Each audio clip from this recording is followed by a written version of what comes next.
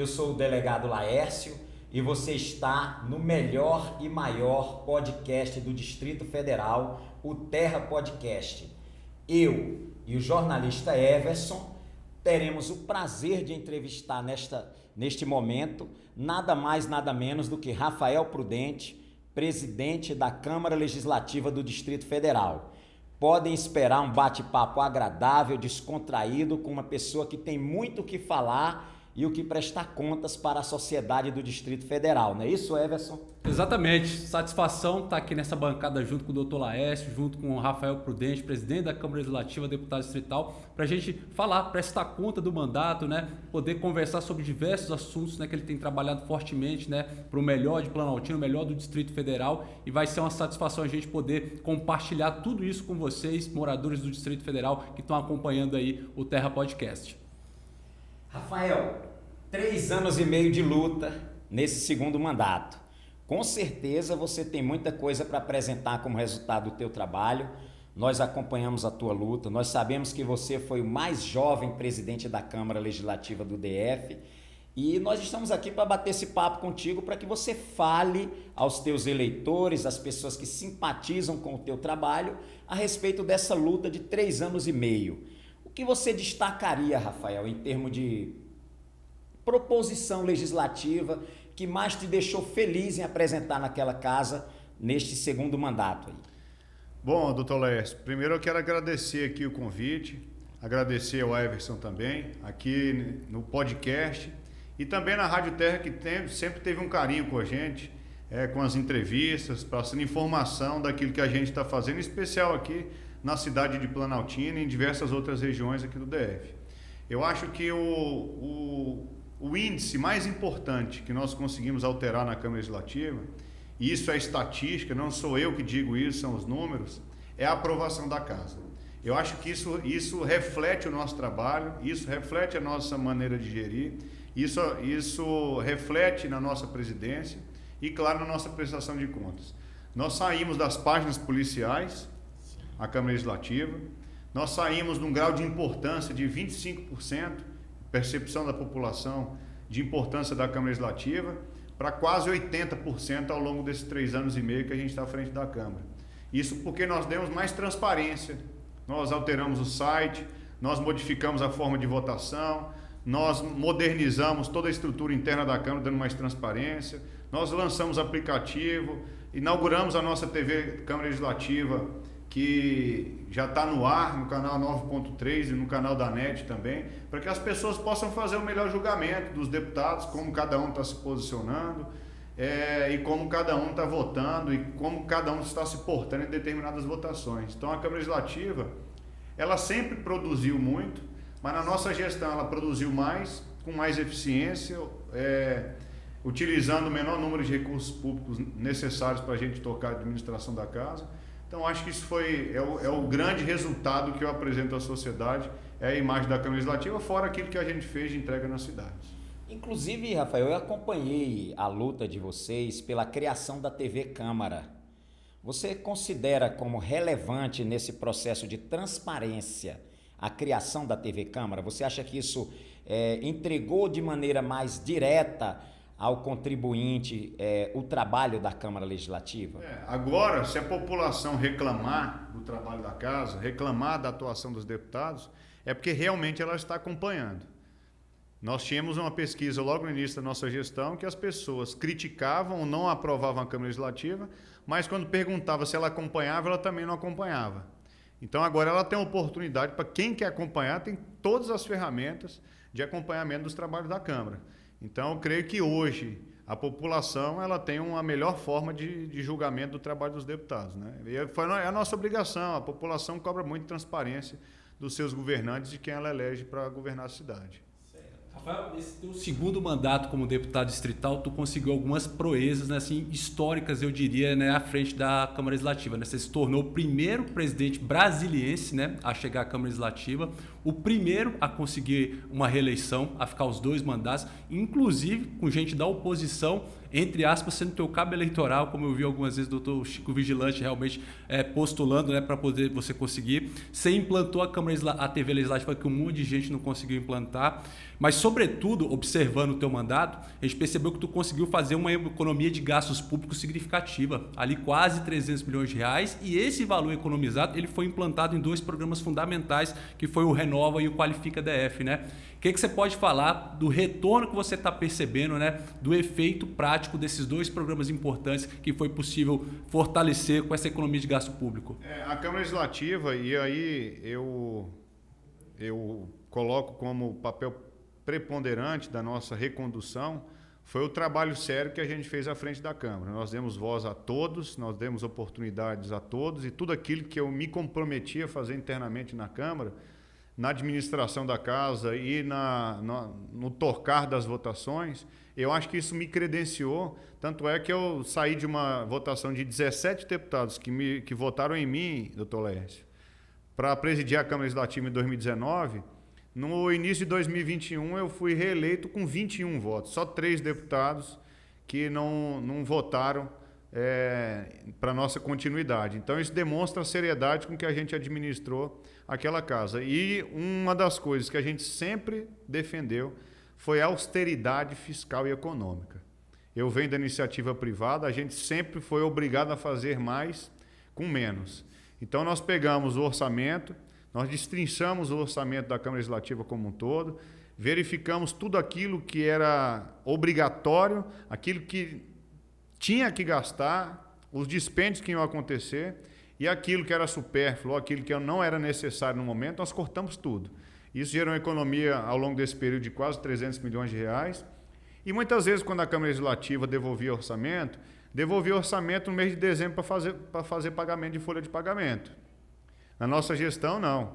Por exemplo, esse ano, no mês de maio, eu devolvi 40 milhões de reais para o GDF, onde foi integralmente utilizado no programa Renova DF, que recentemente estava com 500 alunos aqui na cidade de Planaltina, revitalizando campo sintético, revitalizando parquinho, revitalizando quadras poliesportivas, as academias, aquelas PECs também, muitas delas foram revitalizadas. Então, durante o período da pandemia, Everson, nós identificamos a necessidade muito grande da gente requalificar as pessoas. Porque o mundo mudou, o mercado mudou, as empresas mudaram, a forma de se comunicar mudou muito também, tudo se apressou, né, durante esse período. Então, eu sempre soube que a retomada da economia ia acontecer. Ia acontecer muitas vezes de uma forma abrupta. Tanto é que agora nós diminuímos aqui, em pouco tempo, mais de 20% do índice de desemprego aqui no Distrito Federal. Ou seja, os empregos estão aparecendo, as oportunidades estão aparecendo, mas muitas vezes nós não temos pessoas qualificadas para serem contratadas. Então, vaga tem o suficiente, inclusive. O que não tem são pessoas qualificadas. O que a Secretaria de Trabalho fez? Ela identificou quais eram aquelas principais demandas das agências e formou essas pessoas. No Renova, formou na parte da construção civil, né, pintura, solda, serviço de pedreiro, que sai com o certificado do Senac, e o Qualifica DF, que nós formamos essa semana. 12 mil alunos, e veja que estatística bacana, 75% de mulheres. 75% do programa Qualifica DF, que foi um treinamento em mais de 50 modalidades durante 90 dias. Todas essas 12 mil pessoas iniciaram, terminaram o treinamento e saíram com a certificação, que eu tenho certeza que vai ajudar muito na hora de apresentar o seu currículo e buscar um trabalho. Rafael, você falou muito bem sobre o teu trabalho à frente da Câmara, nós acompanhamos isso, como falei, essa questão da austeridade, o cuidado com o dinheiro público, mas eu também observei que você, de certa forma, conseguiu pacificar a Câmara. Nesses 3 anos e meio aí, além de uma aceitação enorme por parte de seus colegas, como você mesmo falou, de 23 deputados, 21 votaram pela tua reeleição, óbvio, incluindo aí o seu voto, óbvio, mas isso mostra uma Câmara trabalhando de forma muito harmônica. E me parece que isso também foi bom para o Poder Executivo, para o governo do Distrito Federal, que pôde contar com uma boa parceria na Câmara na aprovação de projetos relevantes. Você concorda com essa assertiva? Houve realmente uma harmonia durante esses 3 anos e meio? Houve percalço? Como é que foi? Não, muitos percalços e muitas divergências, mas sempre tendo equilíbrio. Acho que essa é a palavra que fez com que a gente administrasse a casa durante esse período todo com eficiência. Não interessa para muitos grupos políticos aqui do Distrito Federal com que a Câmara Legislativa e o GDF tenham uma boa relação. Tem gente que quer ver o parquinho pegando fogo mesmo e bota e apaga com gasolina. Então, o que a gente fez, apesar de muitas divergências, a gente sempre teve um respeito muito grande junto ao Poder Executivo. 98% das legislações que o Executivo encaminhou para a Câmara Legislativa, nós colocamos o nosso DNA, alteramos para ficar melhor, para levar o desejo da sociedade, aquela matéria fria, muitas vezes, que chega à Câmara Legislativa. Então, o nosso período à frente da Câmara foi marcado pelo diálogo. Nós podemos pegar alguns casos recentes. Nós tivemos na gestão do governador Agnello uma guerra entre Câmara Legislativa e Poder Executivo, na época, por exemplo, sobre a liderança do deputado Patrício. Na eleição, na legislatura passada, nós tivemos 2 presidentes na oposição. Veja a tragédia que foi o governo. Então, eu tirei um pouco desse lado da política, para a gente focar nos problemas essenciais da sociedade. E isso eu tenho certeza que muita gente não gostou, porque quando os poderes se unem, executivo, legislativo e judiciário, as coisas acontecem. Brasília tem um monte de problema, mas é inegável a força com que nós trabalhamos ao longo desses 3 anos e meio para trazer mais investimentos, para liberar financiamentos, para melhorar os serviços públicos aqui. Temos muitas falhas e muitos problemas, mas é inegável o avanço na comparação com as gestões anteriores, as entregas que o governo ibanês tem feito. Deputado Rafael, quando a gente para avaliar seus últimos 8 anos, vamos completar aí, como deputado distrital, a gente percebe que você teve aí pelo menos 64 leis, de sua autoria aprovadas, leis que têm aí um impacto muito grande na qualidade de vida das pessoas, leis aí na educação, em acessibilidade, entidade religiosa, isenção de imposto, transporte público voltado para a mulher. Lembro aqui dessa lei que você fez para poder possibilitar a alimentação diferenciada para as crianças que são intolerantes à lactose. Para quem tem esse problema, sabe a diferença que isso faz na alimentação nas escolas. E aí, fiscalizando o teu mandato, a gente percebe, você teve aí pelo menos 1.750 indicações de obras e serviço em geral. Tá presente no Distrito Federal todinho, trabalhando em prol da população. Isso tudo te postula realmente vir com essa perspectiva de uma pré-candidatura para a Câmara Federal. Olhando todo esse cenário e olhando para frente, ainda existe alguma possibilidade desse projeto de pré-candidatura à Câmara Federal ser desviado por alguma possibilidade do governador Ibanez Rocha falar assim: Rafael, eu quero você como vice, ou você vai até o final com esse objetivo da candidatura para a Câmara Federal? Ao longo desse período todo, Everson, a gente tentou fazer um número maior de entregas, sabe? Eu como gestor na iniciativa privada e agora como gestor público também à frente da Câmara, eu me preocupei muito quando saíssemos às ruas, a gente tivesse uma boa história para contar e uma boa prestação de contas, que infelizmente poucos vão ter essa oportunidade de entregas, Então tem gente que acha que é pouco, mas nós demos o nosso melhor para fazer as melhores entregas em todas as regiões administrativas aqui do Distrito Federal. Claro que a população confiou o nosso segundo mandato, nós tivemos uma votação muito ampliada em relação a 2014, a expectativa das pessoas aumenta e a nossa responsabilidade aumenta também, tendo que dar pronta resposta a todas aquelas demandas que nos foram encaminhadas durante a eleição. Eu tentei ao longo desse período todo, mesmo com a administração da Câmara Legislativa, mesmo presidindo as sessões, mesmo tendo um trabalho burocrático muito grande durante essa nossa gestão, uma marca nossa sempre foi a presença física massivamente nas cidades. Então nós temos 33 regiões administrativas e que demandam um tempo muito grande, mas que a gente tentou. Durante aquele período lá que tinha aquele governador de São Paulo falando: fica em casa, fica em casa. Eu não fiquei em casa nem um dia. Eu trabalhei todos os dias. Quando eu não estava no plenário, eu estava na rua ouvindo as pessoas dos seus anseios. Então, no momento de dificuldade, as pessoas querem que os seus representantes estejam ali de frente e tenham tomado decisões.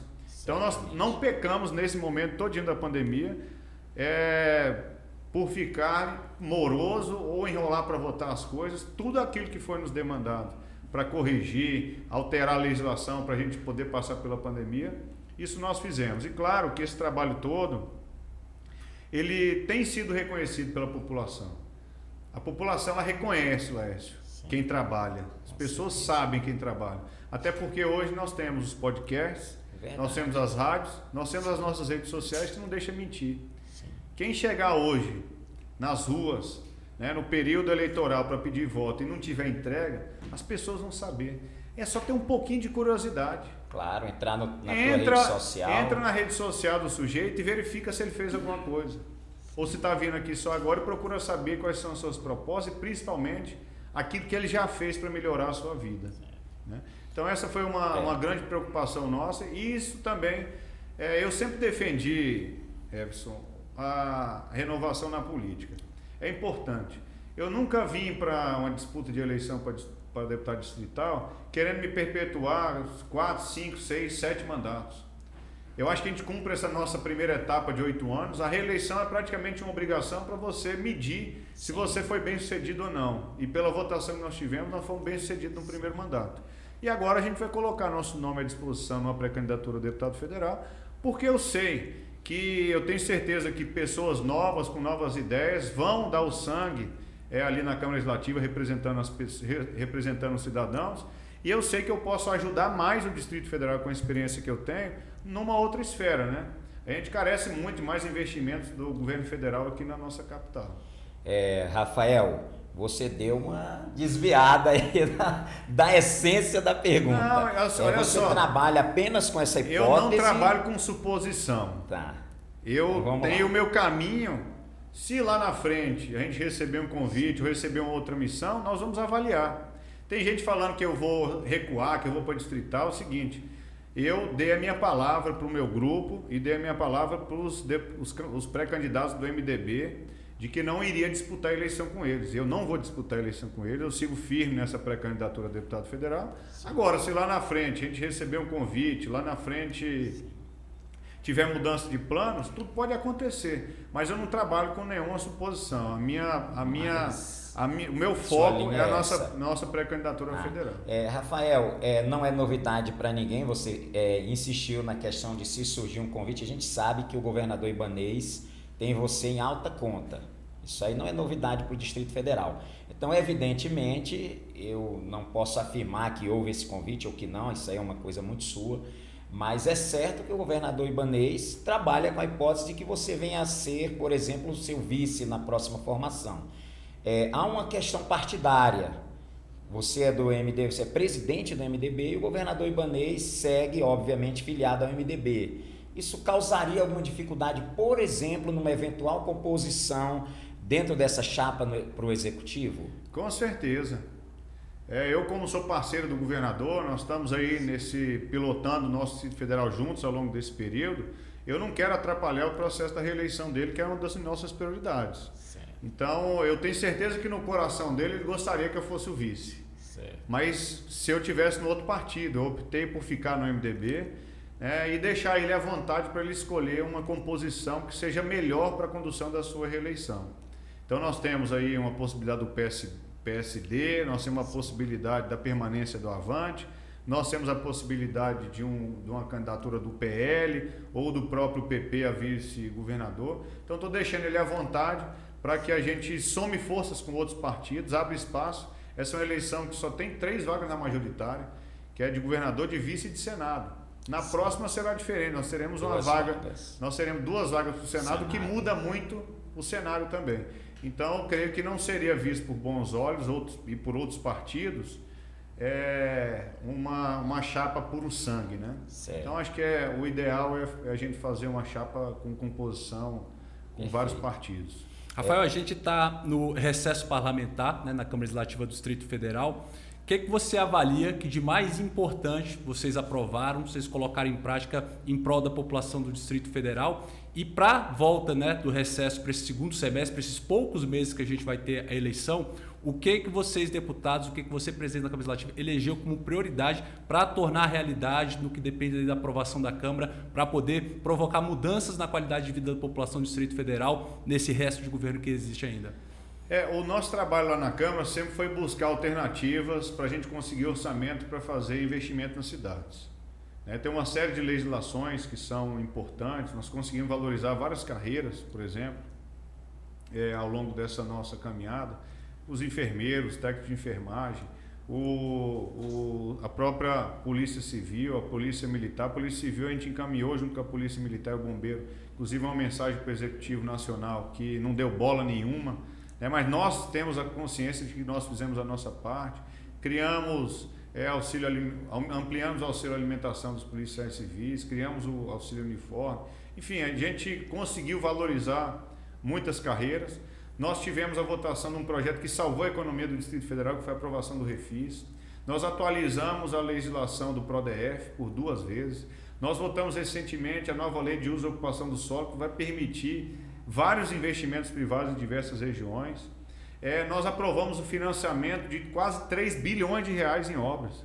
Por onde você anda, é obra para todo lado, Mas muitas obras ainda não saíram do papel, mas que já tem o financiamento já organizado para que seja feito. Nós fizemos o nosso dever de casa econômico, nós saímos de uma letra C do Ministério da Economia para uma letra B. Isso permite com que a gente tenha uma possibilidade muito maior de angariar nossos financiamentos. Veja aqui na cidade de Planaltina, por exemplo.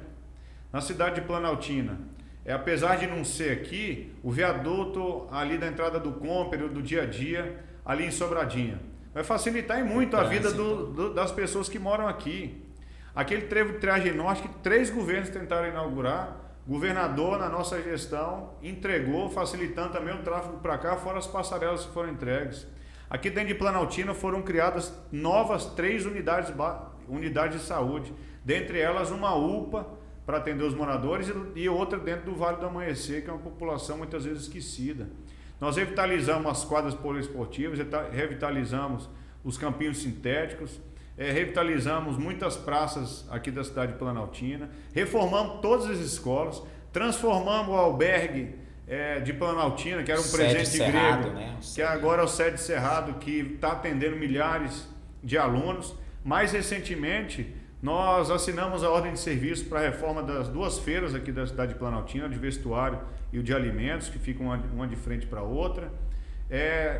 Assinou a ordem de serviço também, a obra já está acontecendo lá para a construção do anexo do Hospital de Planaltina. Quantas e quantas vezes eu vim aqui na terra, cobrado pela população, falei assim, todo hospital de Brasília quase nós temos leito de UTI, Planaltina não tem. Então, um investimento de 23 milhões de reais, nós vamos ter uma base aqui para fazer hemodiálise dos pacientes aqui na cidade de Planaltina e teremos a construção dos leitos de UTI, que desde a década de 70 não são construídos. Então, esses são alguns legados, No mandato passado, por exemplo, a gente conseguiu fazer com que o governo entregasse a Vila Olímpica, foi com recurso nosso. A Casa da Cultura, que estava abandonada também, foi feita com recurso nosso. Enfim, a gente tem uma história aqui com a cidade de Planaltina. Eu citei alguns investimentos aqui na cidade, mas qualquer outra região administrativa que a gente vá, eu faço essa mesma prestação de contas do que está acontecendo por lá. Você está no Terra Podcast, o melhor podcast do Distrito Federal. E eu não posso, Everson, deixar de agradecer as pessoas que proporcionam, os parceiros. Nós temos aí a Bela Pizza, nós temos a União Home Center do meu amigo Marquinhos, temos a Santo Antônio Pizzaria, Chicken Food. São os empreendedores de Planaltina que acreditam nesse projeto e valorizam o Grupo Terra de Comunicação. Um agradecimento especial ao presidente Nelson Batista, que é um investidor que acredita nos veículos de comunicação. E o Terra Podcast já é um dos principais podcasts do Distrito Federal, viu, Rafael? Apesar de ter apenas 30 dias de sua estreia, já temos aí um elenco de pessoas que nos prestigiaram com suas entrevistas. Agora, há um detalhe muito relevante. O podcast Terra, o Terra Podcast, não entrevista qualquer pessoa. Você falou sobre suas entregas para Planaltina, a gente sabe disso, e é por isso que nós fizemos esse esforço para que você estivesse aqui conosco. agradecemos sim a sua presença, porque o Rafael, apesar de ser um jovem político, 38, já fui mais novo. mas tem entregas para fazer em Planaltina, tem serviço prestado ao Distrito Federal. E essa, Everson, é uma condição que o Grupo Terra de Comunicação coloca para trazer um convidado para cá. Então, quando você perceber que tem novidade aí nas redes sociais do Terra Podcast, pode dispensar algum tempo para acompanhar esse convidado, porque é gente que tem o que falar e tem serviço prestado. Você estava falando há pouco, Rafael, sobre sua vinda da iniciativa privada. E como eu sou meio fofoqueirinho, eu andei vendo que você começou cedo. Com 15 anos, é isso mesmo? Meu pai nunca deu mesada pra gente, apesar de ter condições, né? Ele teve uma vida muito dura, muito difícil, ele é geólogo, né, de formação, formou na UNB, veio para Brasília com a mão na frente e outra atrás, foi mexer com garimpo, né? Depois veio para cá, voltou para Brasília, ele é goiano e conseguiu vencer na vida aqui, montar a sua empresa e constituir sua família aqui junto com a minha mãe à época. E o que nós aprendemos desde cedo foi trabalhar para conquistar as coisas, né? Nós nunca recebemos, nem eu, nem meus irmãos, nada de mão beijada, né? Até a nossa faculdade, quem pagávamos éramos nós.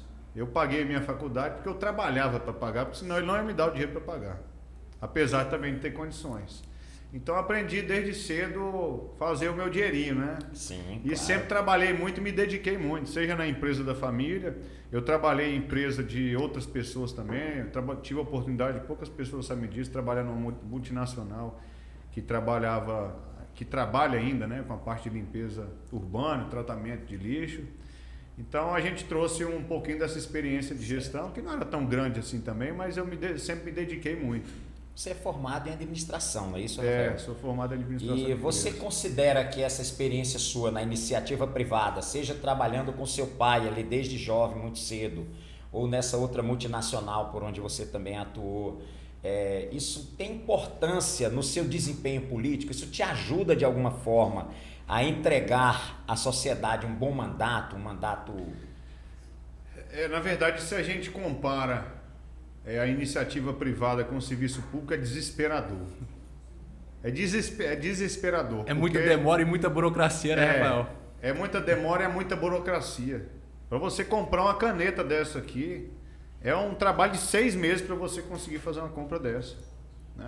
Então essa foi a minha maior dificuldade, porque a gente quer ver as coisas acontecerem e nosso mandato não é para a vida toda, né? Sim. O mandato tem o prazo de validade de 4 anos e o mandato da presidência de 2 anos. Então eu sempre, por onde eu passei, eu tentei gerar resultado, né? Rápido. E é rápido. E na iniciativa, às vezes a gente fica analisando alguns processos do poder público, parece que é uma máquina feita para não funcionar. É inacreditável, né? Para não funcionar. Tudo é feito para não funcionar, porque o brasileiro é muito persistente, né? E muito trabalhador e não desiste nunca, né? Como diz aquele ditado. Então a gente passou durante esses 4 anos quase empurrando, para que a gente pudesse superar algumas burocracias, né? Agora, se você for fazer uma análise em comparação com a iniciativa privada, tomada de decisão, a velocidade de acontecimento das coisas é muito maior. Então, exemplo aqui, na época da pandemia, né? O governo teve que comprar teste rápido para a Covid. Sim. Foi um bocado de gente presa, né? Verdade. Naquela época, a empresa da minha família teve que comprar teste também, porque para abrir, por exemplo, prestar serviço no shopping, precisava de ter o teste rápido de Covid ali daquele funcionário. Nós pagamos à época, que era o que tinha no mercado, R$200 e poucos. Por cada teste? Por cada teste. A iniciativa privada pagou em média isso. O gestor que tivesse comprado um teste a R$200, ele tinha sido preso. Como teve uma operação grande aí, mas era o preço que tinha na época, né? Eu falei para o meu irmão que está à frente da empresa, se você fosse gestor público, você estava em cana uma hora dessa. Então, assim, é bem difícil, é bem complicado, né? Mas tá aí os desafios, a gente tem que superá-los. Mas é fato, Rafael, que existe uma certa criminalização no Brasil, voltada até uma certa perseguição de gestores públicos. A gente acompanha isso. Eu sou um profissional de segurança pública, também tenho algumas atuações pontuais nessa área de investigações relacionadas à corrupção, mas a gente vê que é uma moeda que tem dois lados. Tem alguns gestores aí que passam da conta, mas também existe sim um estado policialesco, que o gestor público vive aterrorizado com o caso dele fazer uma compra, por exemplo, correto, dentro da lei, com toda a transparência, e amanhã vir a ser questionado e etc. Só, o cara hoje, o servidor hoje, ou o cidadão que assume, por exemplo, a Secretaria de Saúde, a Secretaria de Educação, né, a Secretaria de Mobilidade, posso citar várias outras aqui. Ele tem que ser muito corajoso e tem que ter uma missão social muito grande no coração. Porque qualquer pessoa, tá, que sem ter esse sentimento de espírito público de fazer entrega à sociedade que tanto precisa, fizer conta, ele não assume. E a maior dificuldade dos governantes do Brasil hoje é encontrar bons quadros para que ocupem aquelas determinadas pastas. Você fizer um comparativo, se você tiver uma empresa que fatura R$1 bilhão, estou falando 10 não, que fature R$1 bilhão, quanto é que você pagaria para o presidente da sua empresa? Verdade. Enquanto isso, um secretário ganha ínfimos... Um secretário de educação, ele tem um orçamento de 10 bilhões, ou mais, um pouco mais de 10 bi, para fazer a gestão. E ele é remunerado ali com o salário de secretário, que dá R$12 mil. É muito dinheiro? Para muita gente é muito dinheiro, mas se você for ver no mercado, para você administrar uma empresa de 10 bilhões, o cara ia ganhar, sei lá, 100, 200, 300, 400 mil reais por mês, porque é isso que o mercado paga. Sim. Né? Então hoje a maior dificuldade do gestor público, dos governantes, vamos dizer assim, é encontrar pessoas que estejam capacitadas e queiram assumir uma função pública dessa. Está cada dia mais escasso. E que ainda se submetam a esse terrorismo de Estado que eu estava mencionando. Aqui mesmo em Planaltina há exemplos disso, pessoas corretas, por exemplo, diretores de escola, que vivem encurralados, com medo de fazer uma compra, fazer uma reforma na escola e amanhã ser taxado de bandido, de corrupto. Então, o Brasil tem que evoluir, as leis têm que evoluir, tanto leis federais como distritais, para que esses gestores não vivam esse clima de tensão. O que não falta é órgão de controle, né? Para achar uma coisa errada que o sujeito fez de 1000 atos que ele praticou. Nós temos o Tribunal de Contas do DF, Tribunal de Contas da União, nós temos a própria Polícia Civil, nós temos a Controladoria, nós temos o Ministério Público Local, Ministério Público de Contas, né? A própria Câmara Legislativa é um ente fiscalizador. Então são 6 ou 7 órgãos que fiscalizam o ato do gestor público, né? E se ele sai de lá e precisa responder, quem vai defender ele não vai ser a procuradoria não, quem vai defender é um advogado dele se ele tiver condições de... Privado, né? E advogado privado é que custa caro. Às vezes um advogado para defender ele uma causa simples vai custar 15, 20 salários que ele recebeu ao longo da sua jornada como secretário, por exemplo. Rafael, você falou agora há pouco, né, de obras que não saíram no papel, mas que tem projeto. No passado, no Distrito Federal, tinha a desculpa de que não existe projeto, né, então dificulta fazer. Não existia. Não existia. Agora existem vários projetos. Por exemplo, existe o projeto de implantação do BRT Norte na região norte aqui do Distrito Federal, que está pronto desde o governo Agnello, que o governo Hollenberg não colocou em prática e que o governo do Distrito Federal também não conseguiu. Por que, né, que a Câmara Legislativa, a Secretaria de Mobilidade, o DER e o Governo do Distrito Federal não conseguiram implantar o BRT Norte para diminuir o sofrimento dos moradores com transporte público? Isso é uma obra de 2 bilhões. Se a gente não tiver o apoio do Governo Federal, mesmo com todos os projetos prontos e aprovados, essa obra não acontece. E é uma das minhas bandeiras que eu vou levar para conseguir esse financiamento, conseguir a liberação desse recurso, para viabilizar de uma vez por todas aqui o desenvolvimento da região norte. Então passa por esse BRT. O governo tem feito investimentos, recentemente fez o anúncio da licitação da expansão do metrô de Samambaia. Nós temos o complexo viário que já foi publicada a sua licitação ali no balão da ESAF, para os moradores do Jardim Botânico, que ali todo dia sofrimento para ir e para vir. Trânsito. Né? Nós temos a duplicação da 250 no Paranoá, com a construção do viaduto também. Temos o viaduto do Recanto das Emas de Riacho Fundo 2. Temos uma nova entrada com a criação de um viaduto para o Riacho Fundo 1. tem um túnel de Taguatinga, tem a urbanização da avenida principal do Paranoá. São obras viárias.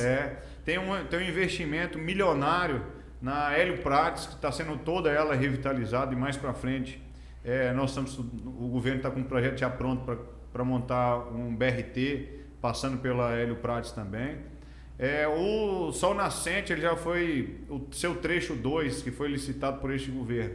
Já está todo entregue. O governador assinou ontem a ordem de serviço do trecho 1 e do trecho 3, que começa a obra logo agora. Tem um viaduto do plano piloto ali, ali perto do Parque da Cidade, ali no sudoeste. Então tem investimento para todos os lugares, né? Veja, Rafael. Isso é geração de empregos, mas sem dúvida alguma nós precisamos ampliar o nosso metrô. E aí tem um projeto grande de expansão do metrô para Samambaia que já foi publicado.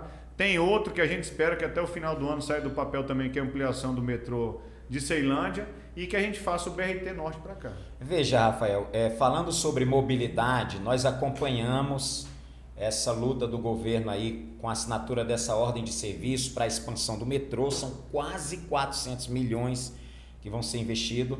Agora, isso me traz a discussão a seguinte questão: não estaria na hora de discutir mobilidade pensando em veículos, transporte público mesmo, mais leve, mais fácil de operar e de menor investimento? Porque você vê 400 milhões para fazer uma pequena ampliação na rede do metrô. No mundo inteiro, as companhias que operam metrô têm tido dificuldade de se automanter e de Não existe nenhuma que dê resultado. 100% é custeada pelo poder público com complemento de tarifa. Verdade. Então, talvez, Rafael, não fosse o caso da Câmara, não sei se ainda haveria tempo da Câmara Legislativa discutir outras opções de mobilidade, como, por exemplo, veículo leve sobre trilho, o próprio BRT, ou meios de transporte que onerem menos o poder público e cujas obras pudessem ser executadas mais rapidamente, porque o metrô, além de caríssimo para implantar, caríssimo para manter, não dá retorno econômico. Isso não é um problema de Brasília, isso é um problema do mundo. No Brasil, então, nem se fala, são todos deficitários. Então, não seria o caso da Câmara Distrital propor ao Executivo opções alternativas com baixo custo e rápida execução dessas obras de mobilidade? O metrô do Distrito Federal dá 300 milhões de reais de prejuízo, né? O sistema de transporte público viário, com os ônibus, dá um prejuízo de 1,5 bilhão por ano. Então, nós estamos falando aqui de quase 2 bilhões se o governo investe, fora essas obras todas aí de mobilidade, que o governo investe para manter o transporte funcionando. Claro que um dos grandes desafios aqui eu não sou especialista na parte de transporte, a gente só sabe que não funciona muito bem. Porque aqui é diferente de tudo quanto é lugar. A gente primeiro, pelo menos na minha visão, acho que a gente tinha que mudar um pouquinho o formato das cidades. Nós tínhamos que criar ao longo desse período as cidades autossustentáveis, vamos dizer assim, onde as pessoas tivessem a dependência muito menos na sua cidade de ter que se deslocar para outra. Para o plano piloto, como para o plano piloto, por exemplo, ou para Sobradinho, né? Então, acho que esse é um passo importante. O governo tem trabalhado nessas atualizações legislativas, em especial na parte fundiária, para desenvolver as cidades, que as cidades sejam autossustentáveis. Agora, sem dúvida alguma, o desafio do transporte aqui é imenso. Nós temos aqui, diferentemente de todas as cidades do Brasil, um grande centro, onde todo mundo vai para lá no mesmo horário. Os ônibus ficam todos parados, aguardando essas pessoas retornarem no final da tarde. Isso não acontece em nenhum lugar do Brasil, acho que não acontece em nenhum lugar do mundo, né? E isso, por esses ônibus não estarem circulando, não estarem pegando novas pessoas, o dispêndio do poder público é muito maior também. A Justiça já determinou com que fizesse uma nova licitação. Creio que a Secretaria de Mobilidade está finalizando um processo no novo modelo de transporte público mais eficiente, com menos recursos públicos, e a gente espera que os especialistas aí possam indicar o caminho. Possam indicar o caminho. Nós precisamos acertar, né? Com certeza, porque dinheiro está gastando muito. Verdade. Rafael, você falou do desafio da mobilidade, né, do transporte público no Distrito Federal de melhorar, mas o maior desafio mesmo é o da saúde pública. O que a Câmara Legislativa e o governo do Distrito Federal estão preparando para o segundo semestre, para esses poucos meses que restam, né, para finalizar essa legislatura, para melhorar a qualidade da saúde pública prestada à população do DF? O governo do Distrito Federal, ao longo dos 3 anos e meio, contratou mais de 10 mil novos servidores para a área da saúde, construiu 120 leitos no anexo do Hospital de Samambaia, construiu um novo hospital na Ceilândia com 70 leitos, ampliou vários outros hospitais, criou leitos, construiu mais de 20 unidades de saúde, dentre elas 7 novas UPAs, e a maior unidade básica de saúde da América Latina, que fica no Riacho Fundo 2, mas parece que nada mudou. Parece que nada melhorou, apesar de todo o esforço. Nós estamos gastando mais de 20% a mais do que se gastava no governo anterior com saúde pública. Nós nunca tivemos um orçamento tão robusto. Nessa última semana, agora que passou a Câmara Legislativa, antes de entrar no recesso, nós aprovamos um crédito de mais de 350 milhões de reais a mais para o sistema público de saúde, né? O que nós temos que estudar? Nós temos que estudar o modelo de gestão. Modelo de gestão, né? Porque a gente tem que ter o modelo convencional, que a gente tem o compromisso, a gente vê o compromisso de muitos servidores públicos, né, que querem ver a coisa acontecer, mas nós temos um modelo que foi implementado que não deu resultado, que é o IGES. A gente tinha uma expectativa muito grande com o IGES, porque é uma forma muito prática de gestão que gerou prejuízo. Só que o governo não conseguiu pegar a mão, talvez por conta de um excesso de trocas no comando. Eu acho que nós tivemos uns 8 ou 7 presidentes do IGES, e isso não dá continuidade. Da mesma forma na secretaria, depois daquela operação, o governo teve uma descontinuidade e não conseguiu acertar no gestor. Agora colocou uma servidora da Secretaria de Saúde, que é a doutora Lucilene, que a gente tem expectativa muito grande. Nós temos um modelo de sucesso aqui no DF, que é o Hospital da Criança. Sim. Você não escuta ninguém falando sobre o mau atendimento no Hospital da Criança, né? Então, é um modelo que a gente tem que estudar, veja possibilidade bem, de ampliação e, claro, valorizando sempre os servidores públicos. Pouca gente sabe também, nós estamos construindo o Hospital do Câncer. Um hospital referência aqui, que vai ser 200 milhões ali de investimento aproximadamente. 200 milhões de reais ali perto do Noroeste, na área central de Brasília, o Hospital do Câncer, que há muitos anos ninguém tirava do papel. Veja, Rafael, você é do mesmo partido que o nosso governador Ibanez. O Ibanez foi a primeira experiência dele à frente da gestão pública. Há pesquisas que indicam um bom índice de aprovação, mas também há questões que precisam ser melhoradas, como, por exemplo, essa que o Everson apresentou em relação à saúde. A possibilidade de reeleição do governador Ibanez, você enxerga como uma possibilidade de se corrigir algum eventual equívoco, corrigir caminhos, como, por exemplo, nessa questão da gestão da rede de saúde, do sistema de saúde pública? Na verdade, nós passamos metade do mandato sem administrar o mandato da forma que a gente gostaria, que a gente tinha planejado.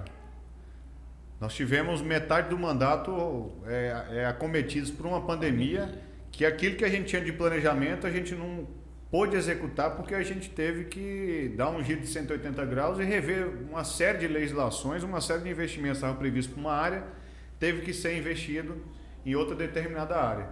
Então, claro, tem muitas falhas, muita coisa foi feita, mas muitas coisas também precisam ser corrigidas. Uma delas é na questão da Secretaria de Saúde. Eu creio que com a experiência que o governador tem, com todas as adversidades, pegando e assumindo um governo quebrado com um déficit de mais de 6 bilhões de reais, a gente já conseguiu avançar em várias pautas. A gente falou aqui de obras, mas nós precisamos falar também das obras sociais. O governo criou o cartão creche, hoje está atendendo mais de 5 mil crianças.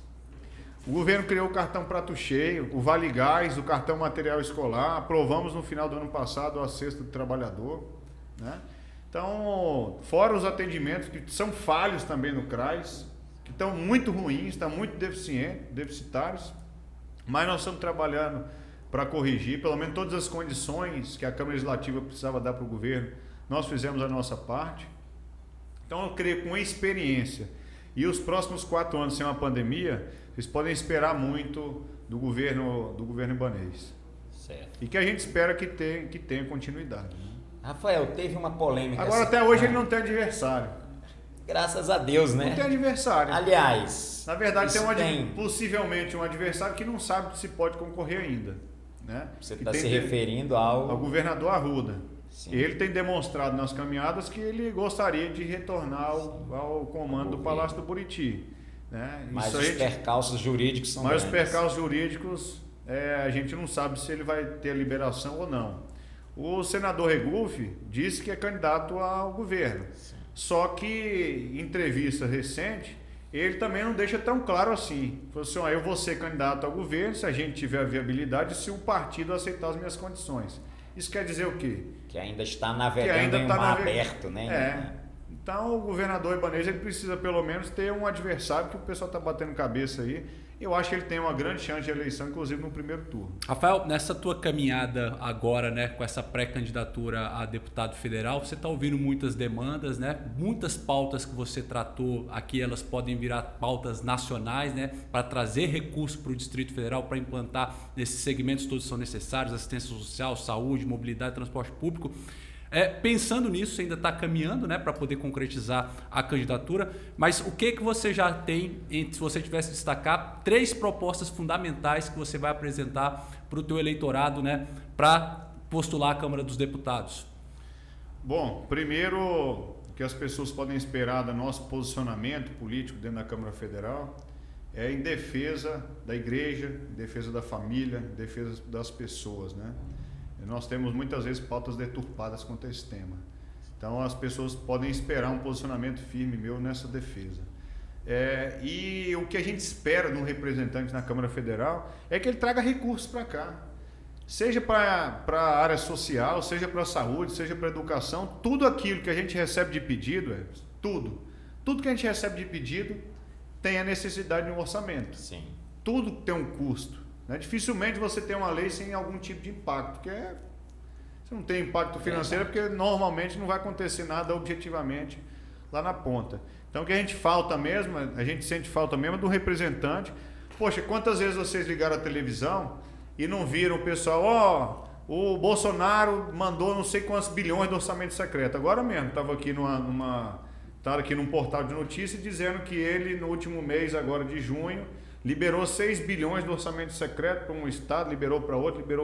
E o que veio para nós aqui? Ou seja, a bancada federal de Brasília tem tido muita dificuldade.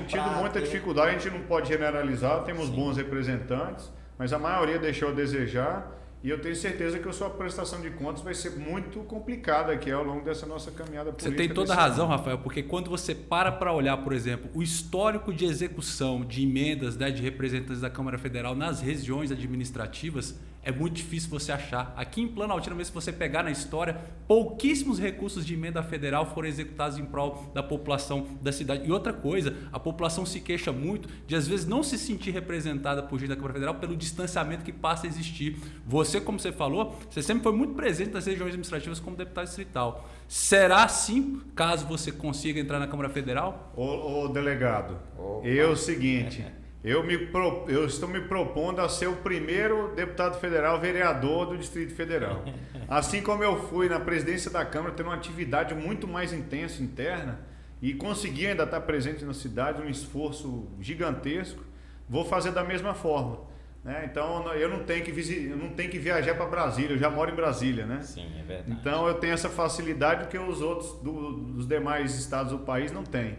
Então eu tenho certeza que nós teremos muito tempo livre para visitar as pessoas, para ouvir as reivindicações e estar mais perto das pessoas. Você sabe, Rafael, que a luta do deputado federal, até por ser uma bancada muito pequena, são apenas 8 federais por Brasília, pelo DF, é uma luta pesada, porque você estará saindo de uma pauta local, onde a Câmara Legislativa preocupa-se com questões, vamos dizer assim, de forma graceja, domésticas, questões locais, para enfrentar uma enxurrada de pautas nacionais a partir do momento que você, se Deus te abençoar e você entrar na Câmara Federal. Você está pronto para essa mudança? Os desafios são maiores porque ali são 513, né? Sim.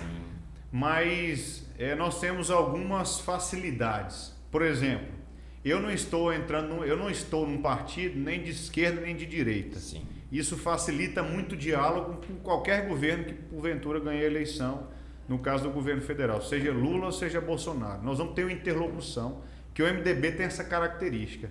Ele é um partido de centro que as pautas positivas e propositivas, ele sempre está ao lado da população.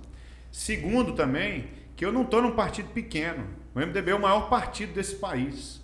E que vai fazer, que já tem uma grande bancada, e que vai fazer a maior bancada de deputados federais do Brasil. Eu tenho certeza que o MDB vai eleger.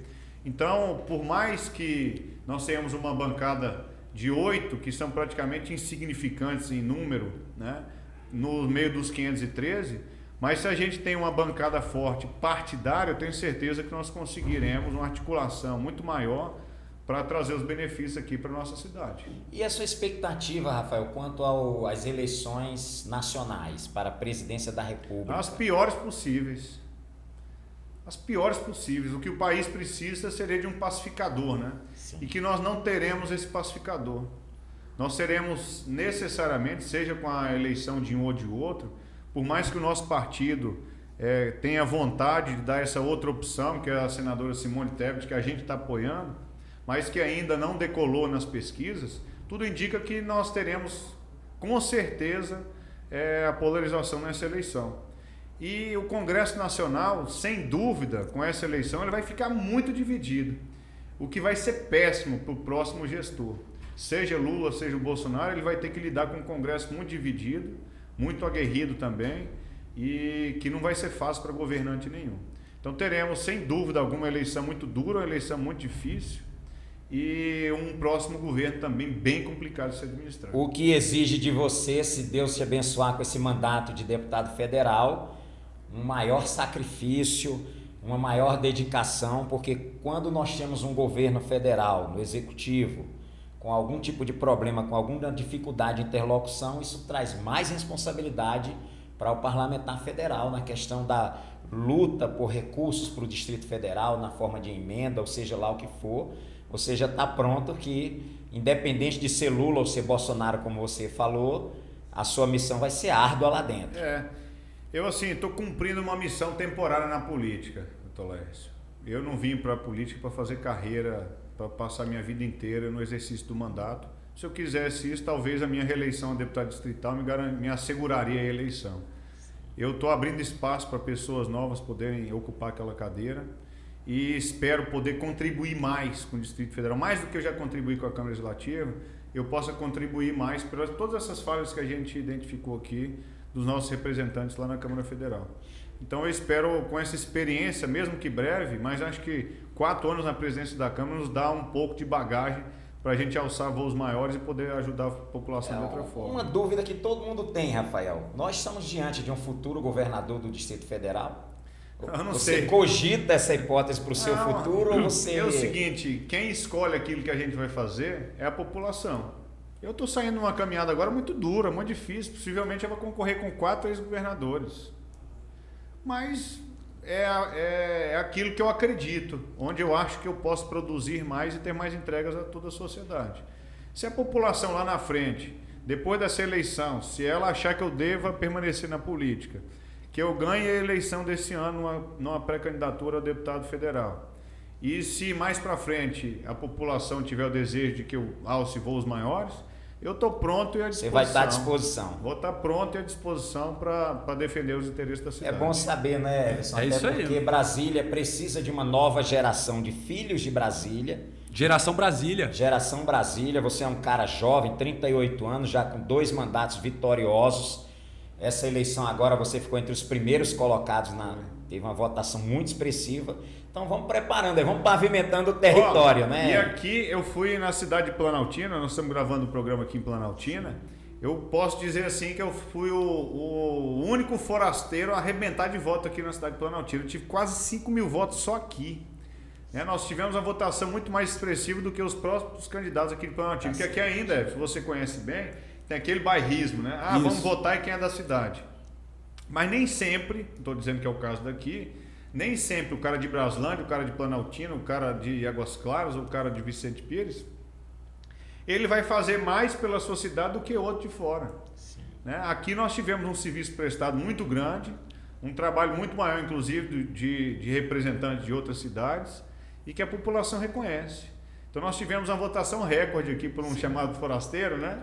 É verdade. Então vai chamar de forasteiro. Poxa, o forasteiro vem aqui, arrancou 5 mil votos, arrancou quase 5 mil votos, mas também é um forasteiro que não sai daqui, né? A gente está sempre presente aqui, prestando conta daquilo que a gente fez. Por falar nisso, Rafael, durante o período da candidatura a deputado federal, você volta aqui para falar das tuas propostas para o Distrito Federal como candidato a deputado federal? Com certeza. Acho que agora, Dia 24 nós teremos a convenção do nosso partido, onde a gente vai definir as candidaturas e a partir do dia 16 de agosto, quando a gente já tiver o número, puder pedir voto, pode ter certeza que eu virei aqui para contar uma das nossas propostas, aquilo que a gente pretende fazer. A sua assessoria, Rafael, já está nos cutucando ali por conta do tempo, mas o papo está tão agradável que a gente nem percebe o tempo passar. Já tem 1 hora aqui já. E voou, passou voando. Mas para nós do Terra Podcast é sempre uma satisfação muito grande ouvir Rafael. Rafael tem o que dizer, tem serviço prestado para apresentar à sociedade.